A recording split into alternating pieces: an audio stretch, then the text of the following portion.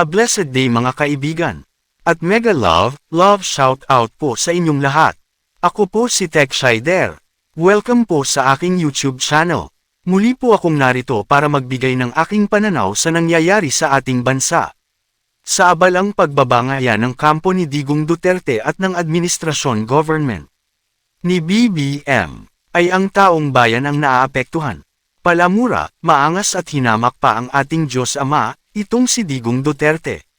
At siya pang hinahangaan ng mga nakikisimpatya sa kanyang pagkakaaresto at pagkakulong ng International Criminal Court o ICC. Ngunit sino ba itong si Digong Duterte? Sino ang kanyang sinasambang Diyos? Ako po ay hindi nang huhusga, subalit sa pagkakataon na ito, ang kanyang mga videos ang magpapatunay sa kanyang paghamak sa ating Diyos na lumikha sa ating lahat. Kay Digong Duterte mo mismo nanggaling ang mga masasamang salita at pag-amin sa kanyang kasalanan. Ang kalapastanganan ng paghamak ni Digong Duterte sa ating Diyos Ama ay siguradong may kaukulang matinding parusa na kanyang tatanggapin. Para naman sa mga pro-Duterte na kumampi sa masama, ay sigurado ding hindi kayo palalagpasin ng Diyos Ama. Si Satanas po ba ang Diyos ni Digong Duterte? Tama po kayo. Kilala bilang si Lucifer ng magkatawang nilalang dito sa lupa. Kilala bilang si Roy ang kanyang code name. Ang balita ko, may warrant daw ako pag... Hindi, totoo. Yung sa ICC or something. Matagal na akong hinahabol ng mga...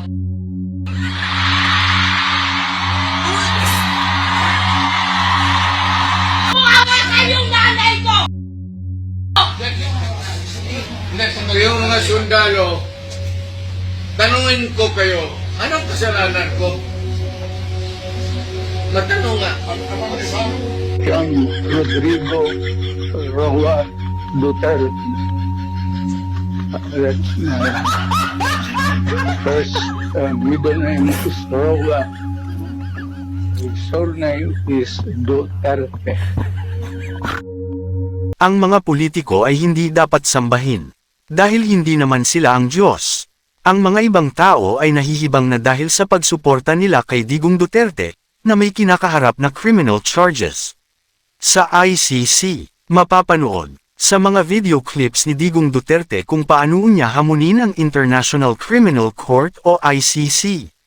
Nagtatapang-tapangan siya noong nasa Hong Kong, sa harap ng mga OFW.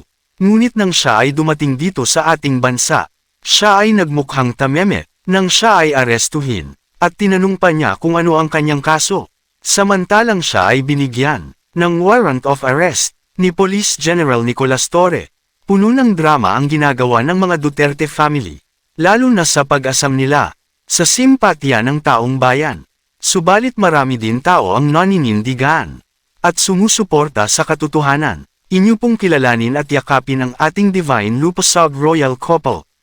Ang ating mahal na Haring Mamay Abdurrahjak at mahal na inang Reynang Helen Abdurrahjak, ang imperyo ng Lupasag, ang nagtatag ng Divino Gobyerno, sa utos at kapangyarihan ng Diyos Ama, dito sa lupa, sa patnubay ng ating mga lolo o elders, at ang mga spiritual na mga makapangyarihang lolo, ang Seven Mokdam, ang siyang komokontrol sa mga elemento dito sa ating mundo, katulad ng hangin, lupa, tubig, apoy, ang mga bulkan, kidlat, ipu-ipu, lindol, baha, at ang inang kalikasan, ay hawak sa kamay ng mga Seven Mokdam.